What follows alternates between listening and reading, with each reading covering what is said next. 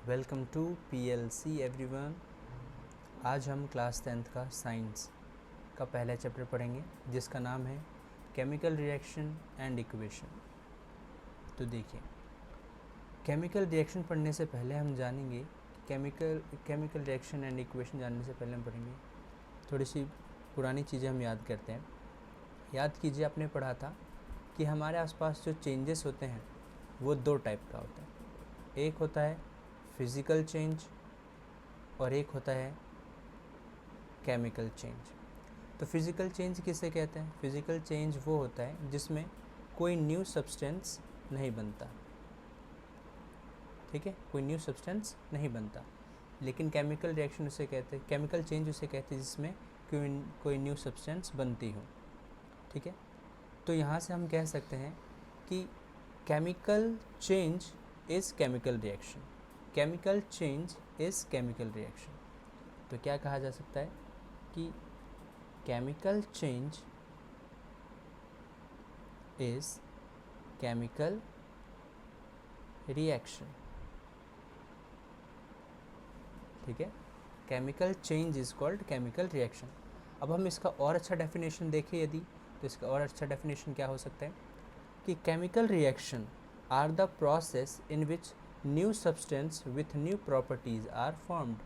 मतलब हम कह सकते हैं कि केमिकल चेंज क्या है कि एक ऐसा प्रोसेस है जिसमें नई सब्सटेंस नई प्रॉपर्टीज़ के साथ बनती है। हम देख सकते हैं न्यू प्रोसेस होती है जिसमें new substance with new properties are formed. समझ गए? अब देखिए, जब भी कोई केमिकल रिएक्शन होगा तो उसमें कुछ ऐसे सब्सटेंस होंगे जो आपस में कंबाइन कर रहे होंगे और उनके कंबाइन होने की वजह से कुछ नया प्रोडक्ट बन रहा होगा। तो जो सब्सटेंस आपस में कंबाइन करते हैं, या हम सिंपली कहें तो जो सब्सटेंस जो किसी केमिकल रिएक्शन में पार्टिसिपेट करते हैं उसको कहते हैं रिएक्टेंट्स, और जो न्यू सब्सटेंस बनता है उसे हम कहते हैं प्रोडक्ट। तो जैसे कि आप यहाँ पर देख सकते हैं, रिएक्टेंट्स किसे कहते हैं? तो रिएक्टेंट्स कहते हैं the substance which take part in chemical reaction. जो किसी भी केमिकल रिएक्शन में हिस्सा ले रहे हों उन्हें हम कहते हैं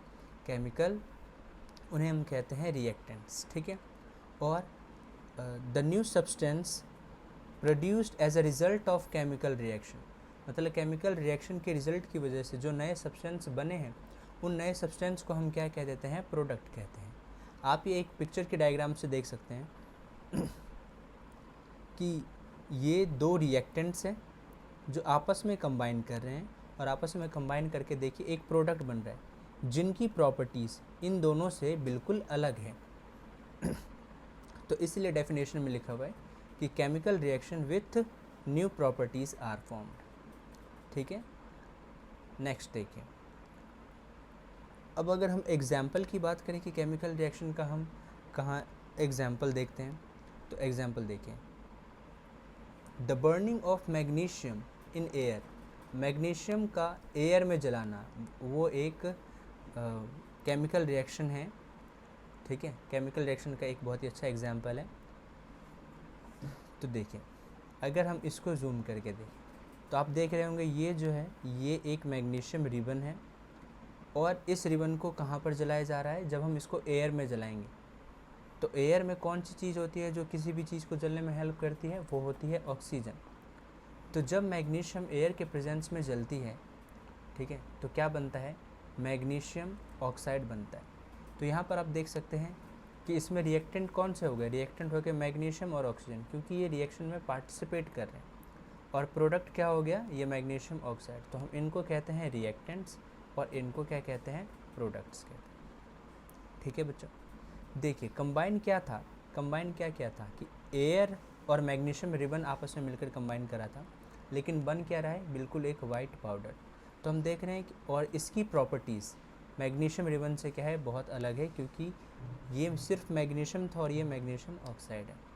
तो इससे हम देख सकते हैं कि केमिकल रिएक्शन में हमेशा क्या होता है कि नए प्रोडक्ट्स बनते हैं with new product with new properties, ठीक है।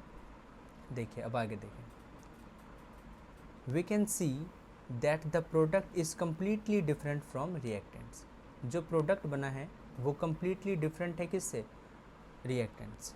ठीक है, अब देखिए ये बहुत इंपॉर्टेंट बात है कि आपसे पूछेंगे भी सवाल में कि मैग्नीशियम रिबन को जलाने से पहले उसको हीट क्यों करते हैं, मैग्नीशियम रिबन को जलाने से पहले उसको सैंड पेपर से साफ़ क्यों किया जाता है। तो इसका आंसर देखिए, before burning in air magnesium ribbon is clean by rubbing with sandpaper, उसको सैंड पेपर से साफ़ किया जाता है।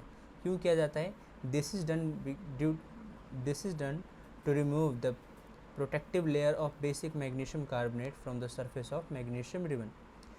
देखिए क्या होता है कि ये एक मैग्नीशियम कार्बोनेट है, ये मैग्नीशियम रिबन है, ठीक है, क्या है ये, मैग्नीशियम रिबन है ये। तो मैग्नीशियम रिबन के ऊपर एक लेयर चढ़ी है, जो किस चीज़ की लेयर है, वो लेयर है मैग्नीशियम कार्बोनेट की। ठीक, तो इस मैग्नीशियम कार्बोनेट की लेयर को हटाने के लिए हम क्या करते हैं, इसे रब करते हैं और ये हट जाता है। ठीक है, अब इससे फ़ायदा क्या होता है, देखो इससे जो मैग्नीशियम रिबन जल्दी जलता है, इसलिए इसे क्या करते हैं, सैंड पेपर से साफ़ किया जाता है इसे। नेक्स्ट देखें, अब डेली लाइफ में केमिकल रिएक्शन का कहाँ यूज़ होता है, इसको समझते हैं। देखिए, तो डेली लाइफ में हमने देखा है कि जो मिल्क जो होता है वो कर्ड में चेंज हो जाता है। तो मिल्क का कर्ड में चेंज होना वो क्या कहलाता है, उसको हम कहते हैं कि शॉरिंग ऑफ मिल्क, मतलब मिल्क का कर्ड में चेंज हो जाना, ये केमिकल रिएक्शन है। नीचे लिखा हुआ है formation of curd. Cooking of food का कुकिंग करना भी एक केमिकल रिएक्शन है। Rusting of iron, burning of fuel, ये सभी एक केमिकल रिएक्शंस के एग्जाम्पल हैं।